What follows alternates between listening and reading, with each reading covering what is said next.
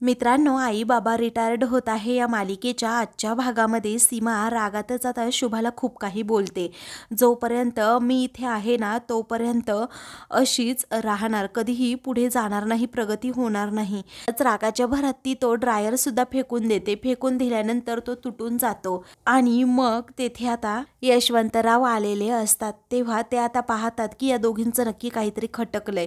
मग काही वेळानंतर आता शुभा ही लगेच सीमाच्या रूममध्ये जाते आणि तो ड्रायर अगदी व्यवस्थित जोडून देत आणि त्या प्लगला जोडून देत म्हणते की बघ, ड्रायर सुरू झाला आहे. जेव्हा तो ड्रायर आता ती चालू करून दाखवते ना तेव्हा सीमालाही धक्का बसतो की हा ड्रायर चालू झालाच कसा काय, असं म्हणून ती आता गप्प बसते. मग त्यानंतर आता शुभा ही चांगलीच तिला खडसावते आणि म्हणते की आता केस ओले असले ना असं थंड हवेत घेऊन जाऊ नको, कोरडे करून जा आणि हा ड्रायर वापर, हा नक्की वापर, असं म्हणून टोमणा मारून आता शुभा लगेच तेथून जाते. तेव्हा सीमा देखील तेथून गेल्यानंतर आता सीमा लगेच तो ड्रायर सुरू करून पाहते तर खरंच तो ड्रायर आता सुरू झालेला असतो, चालू झालेला असतो.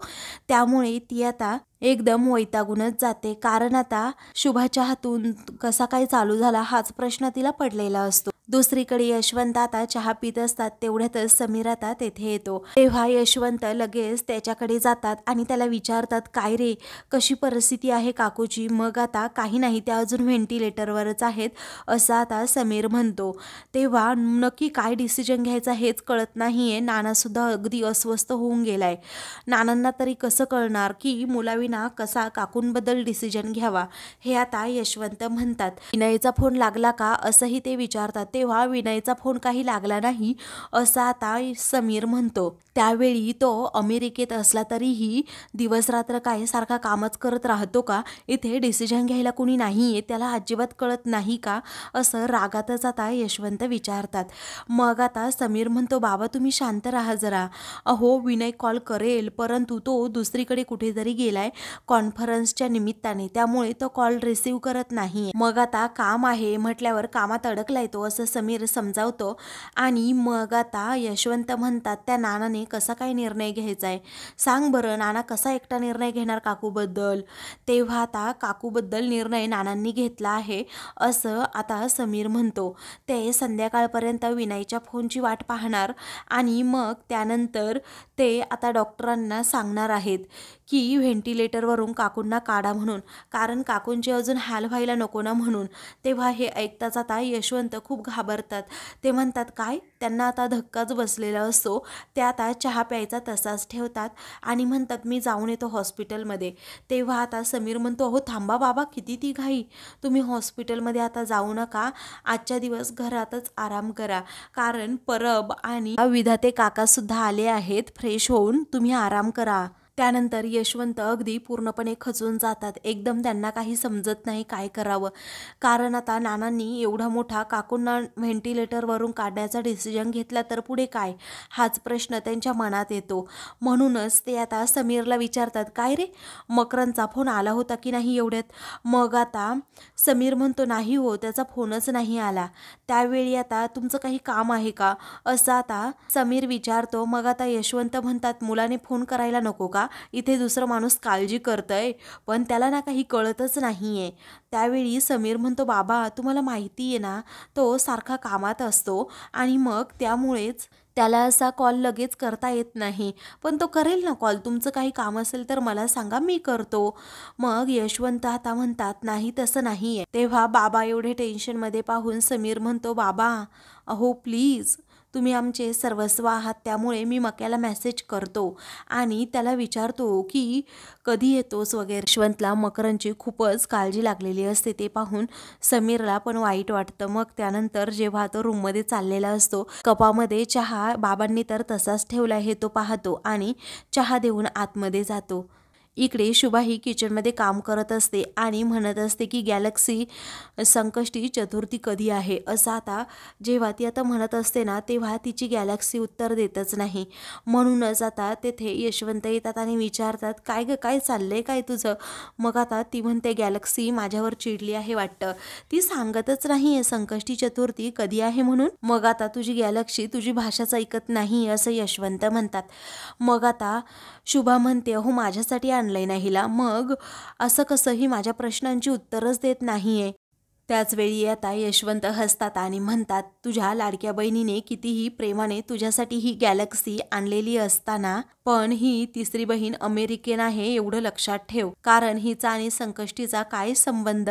त्याच वेळी आता शुभा म्हणते, आता ही भारतात आली आहे ना, मग तिला आपल्या रीतीभाती माहीत असायला नको का. तेव्हा यशवंत हसतात आणि म्हणतात, स्वतःच्या सुनेला शिकवायला जमलंय का, आणि तू गॅलेक्सीला शिकवते भारतीय रीतीभाती. त्याच वेळी आता शुभा म्हणते, मला हिच्यासारखं इंग्रजी बोलता आलं असतं ना, तर मग मी हिला सगळ्या रीतीभाती अगदी शिकवल्याच असत्या. तेव्हा यशवंत म्हणतात, इथेच तर खरं घोळ आहे, तुझं मराठी हिला समजत नाही आणि गॅलेक्सीचं इंग्रजी तुला समजत नाही. आता मराठी गॅलेक्सी कुठे मिळेल का, असं आता शुभा विचारते. तेव्हा तुझ्या मुलाला विचार ना, तिकडे तो दिल्लीत असतो ना मकरंद, तो तिकडे तेच काम करतो, असं आता यशवंत म्हणतात. मग आता तुझी संकष्टी कधी आहे सांगू का, 8 तारखेला आहे, असं आता लगेच यशवंत कॅलेंडरमध्ये पाहून म्हणतात. त्याच वेळी आता शुभा लगेच ते कॅलेंडर हातात घेते आणि म्हणते, मुलांना सांगायला हवं हां, संकष्टी 8 तारखेला आहे म्हणून. तेव्हा मुलांना कशाला सांगायला हवं, एकटीचा उपवास असतो ना तुझा, मग आता नाही, मला मकरंदला तरी सांगायला हवं, उगीच नॉनव्हेज खात बसेल, असं आता शुभा म्हणते. त्याच वेळी आता तुझा मकरंद हा फेअरवेलला येईल की नाही काय माहीत, कारण मी त्याला कॉल करत होतो परंतु त्याचा फोन लागतच नाहीये. त्यावेळी आता एका दिवसासाठी कशाला उगीच तो ये जा करेल, असं शुभा म्हणते. येणं सोपं आहे का एवढं आता, कारण यायला खूप वेळ लागतो ना. मग आता तिथे फ्लाईटमध्ये बसल्यानंतर 2 तासात तिकडे माणूस पोहोचतं सुद्धा मुंबईत, असं आता लगेच यशवंत म्हणतात. त्यावेळी आता मकरंद येणं शक्यच नाहीये, असं शुभा म्हणते.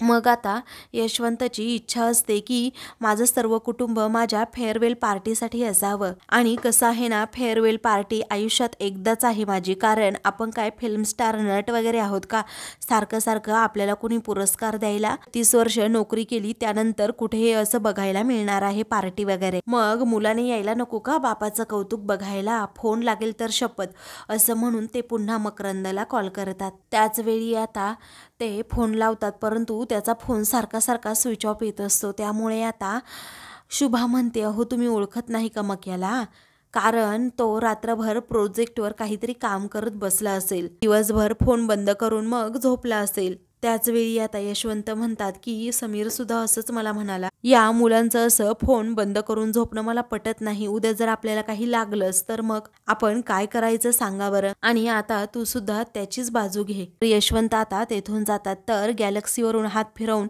शुभा आपल्या कामाला लागते. तेव्हा गॅलेक्सी आता तिच्या भाषेतच सांगते की संकष्टी या महिन्यात 8 तारखेला आहे. तेव्हा वराती मागून घोडं तुझं आत्ता सांगतेस का ग तू, मी कॅलेंडरमध्ये पाहिल्यानंतर, असं शुभा आता म्हणते. दुसरीकडे आता सीमा आणि त्याचबरोबर समीर हे दोघेही रूममध्ये असतात. तेव्हा आता समीर फोनवर बोलत असतो, ऑफिसच्या कामाबद्दलच तो फोनमध्ये बोलत असतो आणि सीमा हे सगळं बोलणं अगदी ऐकत असते. फोन ठेवल्यानंतर आता सीमा विचारते, काय रे काय झालं.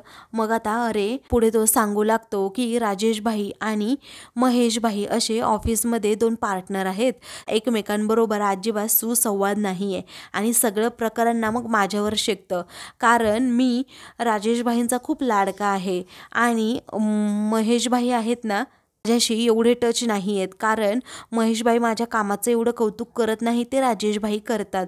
आणि मग इथेच घोळ होतो. जे लेबल होतं ना ते मी प्रिंटिंगला दिलं आणि त्यावर ना त्या प्रिंटिंग प्रेसवाल्याने हिरवा डॉटच दिला नाही, मग त्यात माझी काय चूक, काम केलं म्हणून राजेशभाईंनी माझं खूप कौतुक केलं परंतु महेश भाऊ कौतुक करतच नाही.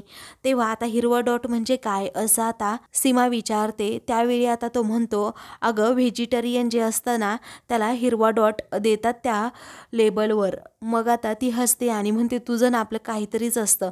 मग आता तो म्हणतो, अगं असतं बाई असं. मग आता त्या महेशभाईंना चांगलाच धडा शिकवायला हवा, असं सीमा म्हणते. तेव्हा तो म्हणतो, बाबा तू नको मला काही सांगू, तू सजेशन नको देऊ काही. अगं ते महेशभाई आहे ना त्यांच्या मेवण्याला माझ्या जागी कामाला लावायचं होतं परंतु तो अनक्वालिफाईड होता आणि मी क्वालिफाईड होतो ना त्या जागेवर, म्हणून मला लवकरात लवकर नोकरी मिळाली आणि त्याला त्या जागेवर घेतलं नाही ना, म्हणूनच हे सगळं काही घडलं. मग आता ती म्हणते की तुझी नोकरी तर जाणार नाही ना? तेव्हा समीर म्हणतो, ए बाई असं काय बोलतीयस तू, नोकरी जाणार नाही म्हणजे? तू चांगलं बोल जरा.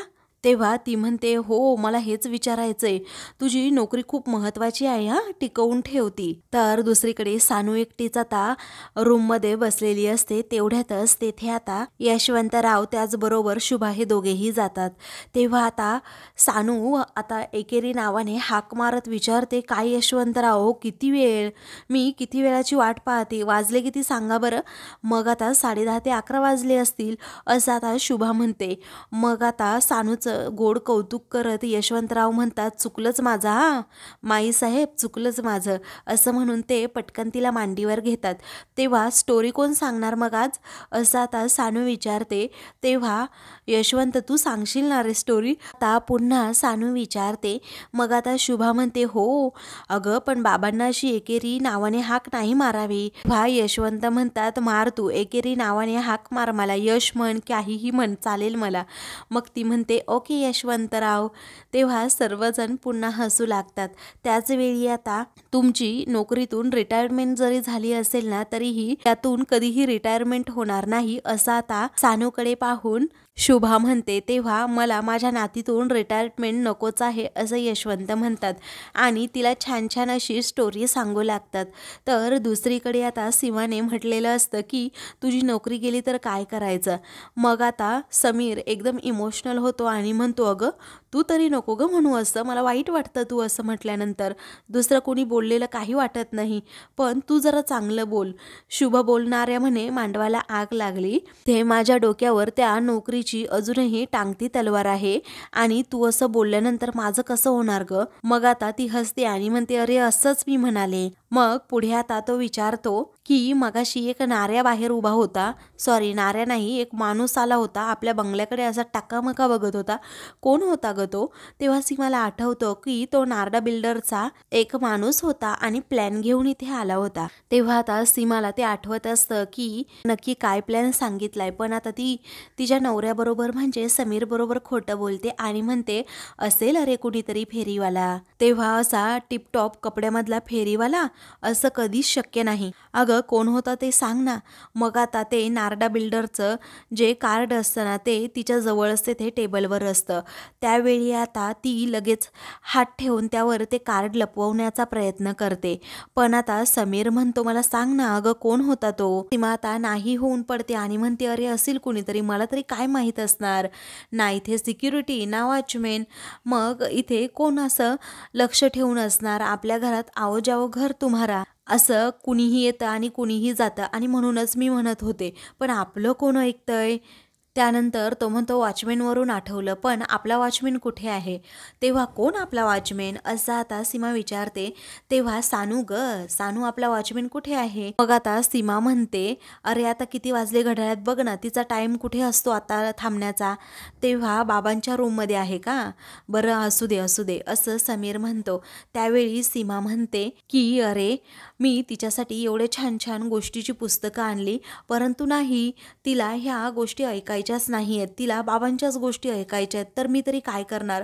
तेव्हा तो ठीक आहे असं म्हणतो, ऐकू देत बाबां सांगतात त्या गोष्टी तिला. दुसरीकडे आता यशवंत लगेच सानूला गोष्ट सांगू लागतात, राजा राणीची गोष्ट सांगू लागतात आणि राजकन्येची. तेव्हा राजकन्येला आजोबा होते का असं सानू गोड शब्दातच विचारते. तेव्हा यशवंत म्हणतात, हो होते ना आजोबा. तेव्हा मग त्या प्रिन्सेसचं नाव काय होतं असं पुढे आता सानू विचारते आणि स्वतःच सांगू लागते, सानिया नाव होतं ना. मग यशवंत तिला हो असं म्हणतात आणि मग ती खूपच खुश होते. इकडे आता सगळं काम आटोपून झाल्यानंतर शुभा ही गॅलेक्सी जवळ जाते, तिच्यावरून हात फिरवत गुड नाईट ग असं म्हणते. मग आता तिकडून गॅलेक्सीसुद्धा गुड नाईट शुभांगी असं म्हणते. त्याच वेळी आता ती खूपच खुश होते आणि मग नंतर आपला मेन डोअरसुद्धा बंद करून घेते. दुसरीकडे आता यशवंतराव जी गोष्ट सांगत असतात ती सानू अगदी मन लावून ऐकत असते. इकडे शुभा मात्र पुन्हा किचनमध्ये येऊन आता व्यवस्थित काही आवरून झाल्यानंतर गॅसवरून एकदा हात फिरवते. तस दरवाजाची आता बेल वाजते तेव्हा शुभा दाराकडे पाहतच राहते. मग इकडे आता सानू विचारते, काय बाबा, अहो राक्षस आला की काय? रात्रीचा राक्षसच येतो ना? मग आता यशवंत म्हणतात, तू तर अगदी ब्रेव आहे ना, मग तू राक्षसाला कधीपासून घाबरायला लागलीस? आणि राक्षस वगैरे नाही, कुणीतरी दुसरं आलं असेल असं म्हणून आता ते तिला शांत करतात आणि म्हणतात, असं घाबरायचं नाही बेटा. तेव्हा आता यशवंत आणि शुभा लगेच दरवाजाजवळ जातात, दार उघडून समोर पाहतात आणि त्यांना आता आश्चर्याचा धक्काच बसतो. तेव्हा समोर आता मकरंद आलेला असतो. तेव्हा मक्या, तू आलास असं आता शुभा विचारते. तेव्हा तो म्हणतो, हो आई मी आलोय. मग आता यशवंतराव म्हणतात, काय रे, मी काल रात्रीपासून तुला कॉल करतोय आणि तू कॉल रिसीव्ह करत नाही. इथे आम्हाला काही झालं तर तुला कॉल करायला नको का? तुला समजायला नको का? असं फोन बंद करून ठेवतात का कधी? मग आता तो म्हणतो, सॉरी हां बाबा, पण कसं आहे ना, अहो मी जरा साईटवर होतो म्हणून म्हटलं की कॉल रिसीव्ह करायला नको. काम ते काम असतं ना बाबा. मग आता तो लगेच आईबाबांचा आशीर्वाद घेतो, सानूला भेटतो आणि मग चाचू तू आलास असं सानू विचारते. मग आता तो म्हणतो, हो मी आलो ना बेटा. त्याच वेळी आता समीर देखील तेथे येतो आणि मग मक्या मक्या असं बोलत असतो, त्याची आता गळाभेट घेतो. तेव्हा दोघे भाऊ अगदी कडकडून भेटतात. त्याचवेळी यशवंत म्हणतात, तू ॲक्टिंग करू नको हा समीर. अरे तुला माहीत असणार मक्या इकडे येणार आहे आणि उगीच ॲक्टिंग करतो का तू? मग आता समीर म्हणतो, नाही हो बाबा, मी अशी ॲक्टिंग नाही करत, मला सांगितलं नव्हतं मक्याने यावेळी येताना. तेव्हा आता शुभा, तुला माहीत होतं ना गं मक्या येणार आहे म्हणून असं यशवंत विचारतात. ती म्हणते, अहो मी तुम्हाला सांगितलं नसतं का? मग आता तुला सरप्राईजेस द्यायला आवडतात ना म्हणून मी विचारतोय असं यशवंतराव म्हणतात. मग आता ती म्हणते, नाही हो, मला सुद्धा याने काही सांगितलं नव्हतं. तेव्हा मक्याच आता म्हणतो की बाबा, अहो मी सांगितलं ना, अचानक यावं लागलं मला इकडे, कारण माझं मुंबईमध्ये काम आहे ना म्हणून. तेव्हा आता तेथे सीमा येते आणि त्याच्याकडे पाहून हसते. यशवंत म्हणतात, हो बरं झालं बाळा तू आलास.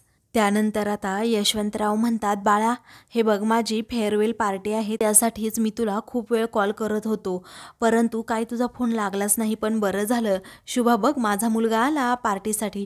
तेव्हा कसली फेअरवेल पार्टी असं मकरंद विचारतो. त्याचवेळी आता तुझ्या बाबांच्या रिटायरमेंटची पार्टी आहे असं आता शुभा सांगते. तेव्हा आहे ना बाळा तू असं यशवंत विचारतो. तेव्हा आता हो मी आहे बाबा, तुम्ही नका टेन्शन घेऊ असं आता मकरंद म्हणतो. तेव्हा यशवंताला खूप आनंद होतो की माझी दोन्हीही मुलं माझ्या फेअरवेल पार्टीसाठी इथे असणार. तेव्हा सीमा मात्र आता थोडी रागातच यशवंतकडे पाहत असते.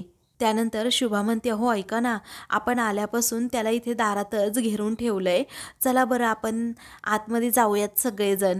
लेकाला माझ्या असं घेरून नका ठेवू. त्यावेळी आता तू काय मग त्याची दृष्ट काढायला इथे उभी आहेस का असं यशवंत विचारतात. तेव्हा शुभा म्हणते, हो बरं झालं लक्षात केलं तुम्ही, मी ना आता त्याची दृष्टच काढते हां. आता म्हणतो, आई दृष्ट वगैरे नको ना गं. मग आता ती ठीक आहे असं म्हणते, पण घरात ये ना बाळा. तेव्हा आता तो म्हणतो, ॲक्च्युली माझ्यासोबत माझी असं म्हणून तो आता तिच्याकडे मागे पाहतो. तेव्हा घरातील सर्वजण आता मकरंदकडे आणि त्या मुलीकडे पाहू लागतात. तर आता बॅग घेऊनच ती मुलगी तेथे आलेली असते. तेव्हा आता तो म्हणतो, ॲक्च्युली ही माझी असं म्हणून तो आता थांबतो आणि तिला इशारा करून सांगतो.